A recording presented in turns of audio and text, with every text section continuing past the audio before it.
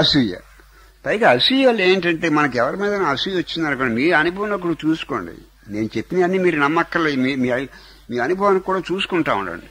మీకు ఎవరి మీదైనా అసూయ వచ్చిందనుకోండి, ముందు వెంటనే మీకు మనసులో అసూయంత వస్తుంది, శరీరంలో రోగం వస్తుంది. అంటే లోపల పేగులు ఉంటాయి కదండి, ఆ పేగులు ఉద్రేకపడతాయి, డిస్టర్బెన్స్ వచ్చేస్తుంది. మనసుకేమో అశాంతి వస్తుందండి, మనసుకి అశాంతి వస్తుందండి, శరీరానికి అనారోగ్యం వస్తుంది అసూయ పడితే. లోపల ఈ పేగులకి డిస్టర్బెన్స్ వస్తుందండి, మనసుకి అశాంతి వస్తుందండి. మనం అసూయ పట్టడం వల్ల, భయపడటం వల్ల అండి వెంటనే ఆకలి తగ్గిపోతుంది. మనకి ఏదైనా భయంగా, ఏదైనా ఒక విషయం గురించి భయంగా ఉందనుకోండి, వెంటనే ముందు ఆకలి తగ్గిపోతుంది. పేగులు ఉద్రేకపడతాయండి, డిస్టర్బ్ అయిపోతూ ఉంటారు. ఈ చిన్న పేగులు, పెద్ద పేగులు కూడా.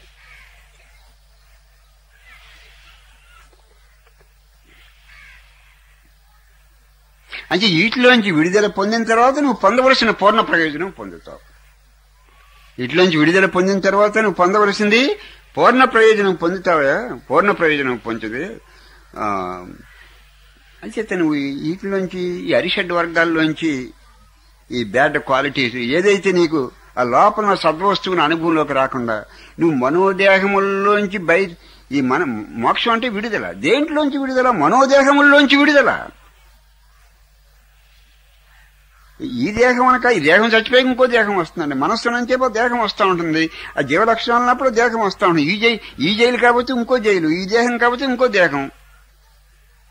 నీకు కాలము, దేహము, వస్తువులు ఇవన్నీ కూడా మనస్సులోనే ఉన్నాయి. కాలం ఎక్కడుంది? మనస్సులో ఉంది. దూరం ఎక్కడుంది? ఇది ఇండియా అని, ఎక్కడో అమెరికా ఉందని. దూరం ఎక్కడుంది? మనస్సులో ఉంది. కాలం ఎక్కడుంది? మనస్సులో ఉంది. వస్తువు ఎక్కడుంది? మనస్సులో ఉంది. ఆ గడప దాటానికే నీకు పూజ, జపము, ధ్యానము.